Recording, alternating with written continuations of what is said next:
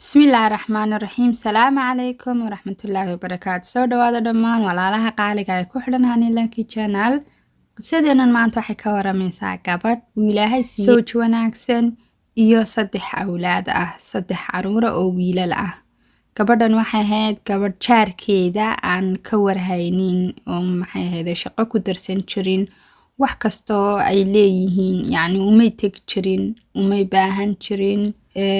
iyaduna markay u baahdaan may caawin jirin, yani waxa weeyaan gabadhan jaarkeeda yani aanay shaqo isku darsan jirin. ninkeeduna wuxuu ahaa mid caawiyo jaarka, mid ka warhaya. gabadhiisana wuxuu ku oran jiray jaarkaaga sidan u dhaan ka warhaya, caawi haddii ku baahan yihiin, laga yaabo inaad adiguna maalin u baahatid. iyadoo ugu jawaabi jirtay ninkeeda maana u baahanaya, ilaahayba wuxuu siiyay 3 wiil, 3deeda wiil ayaa igu filan, cidna uma baahni. gabadhii way weynaatay, duq ayay noqotay, ninkeedina uu ka geeriyooday. 3deedii wiilna way guursadeen oo gurigi way ka tageen.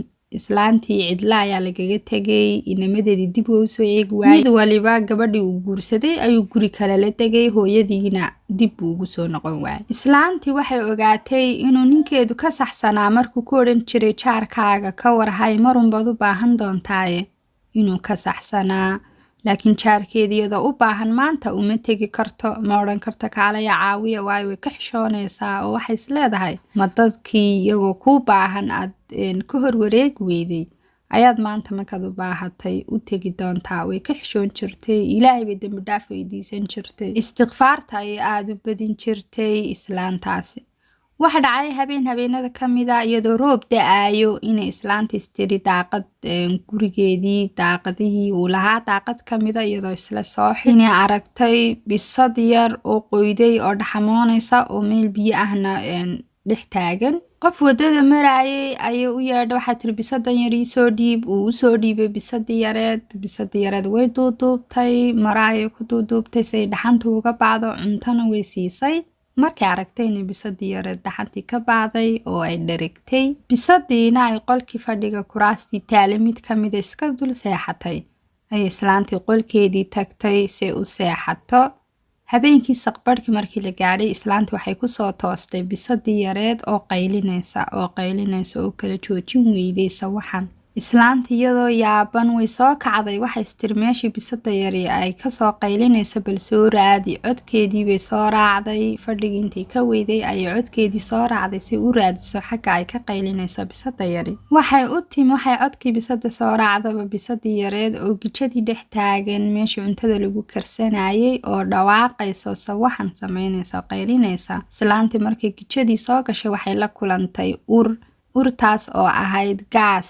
islaantu markay seexanaysay habeenimadii gaastii may xidhin oo iskamay baktiinin. waa gaasta shoolada marka cuntada la karsanayo ee gaastii markaa gurigii oo dhan bay qabsatay. waxa u harhsanaydun inay qaraxdo. islaantii degdeg ayay gaastii u aaday, way xidhay. islaantii markay aragtay inay bisadii badbaadisay oo gurigii ku qarxi lahaa sawaxankii markay gaastii bisadii urisay ay islaantu ugu dhawaaqday, waxay tiri ilaahayo adaa mahadoo dhan iskale. allah ay u mahad celisay. allah yaa allah, adiga ayaa ii soo diray bisadaa yar maanta si ay ii badbaadiso, mahadoo dhan rabbiyo adaa iskale. islaantii yareed waxay ku fikirtay anigoo caawiyey bisad yar ayay yadna iigu abaalgudday inay noloshaydii badbaadiso. haddii aan caawin lahaa uun ka warhayn lahaa jaarkayga, maanta wax weyn ayay ii tari lahaayeen. islaantii go-aan waxay ku gaadhay inay jaarkeeda u tagto oo ay raali geliso sidii xumeeda ula dhaqmi jirtay berigii hore, iyadoo ka raali gelinaysa. markay jaarkeeda u tagtayna waxay la kulantay inay ku faraxsan yihiin imaanshaheeda, si fiicanna way u soo dhaweeyeen. caruurtii yaryareed ee jaarkeedu dhaleenna waxay ahaayeen kuwo u adeegaya islaanta oo wax walbay u baahata u keenaya. islaantana markay yareed ama dhalinyarada ahayd, jaarkeeduna ay u baahnaayeen, way ka faani jirtay oo yacni weyasi jirtay, way ka tegi jirtay jaarkeeda inay wax u qabato. taasoo sababtay inay awlaadeedii ku weydo kibirkeedii oo iyadiina ka fogaadeen markay weynaatay. laakiin markay allaah u noqotay ilaahay dembi dhaaf weydiisatay, dembigeedii ay qiratay, ay tiri rabbiyow isaamax, dembi ayaan ka galay jaarkayga, waayo jaarku waa muhiim in la ilaaliyo. rasuulka sallallahu calayhi wasalam uu inoo dardaarmay jaarka. maalinka qiyaamahana waa layna weydiin doonaa inaan jaarkeena ka warhayno. jaarkaaga haddii aad xitaa waxba u awoodin oodad adigiba waxba dhaamin, ood waxba siin karin, waxba u qaban karin, waa inaad dhibkaaga ka ilaalisid oodad dhibaateynin jaarkaaga.